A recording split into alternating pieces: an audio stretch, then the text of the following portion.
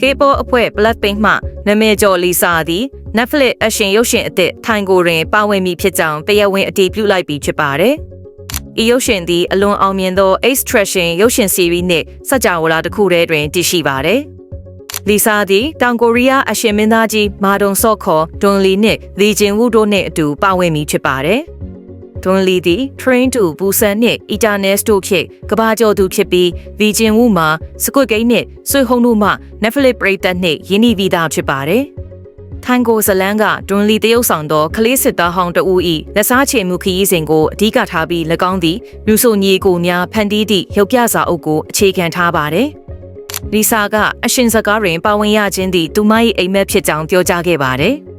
သတင်းပြည့်စုံကိုဖတ်ရှုလိုပါကမင်္ဂလာသတင်း Facebook စာမျက်နှာသို့တွားရောက်ကြည့်ရှုနိုင်ပါတယ်ရှင်။မြင့်စင်သတင်းများအတွက်မင်္ဂလာသတင်း channel ကို follow လုပ်ထားဖို့မမေ့ပါနဲ့နော်။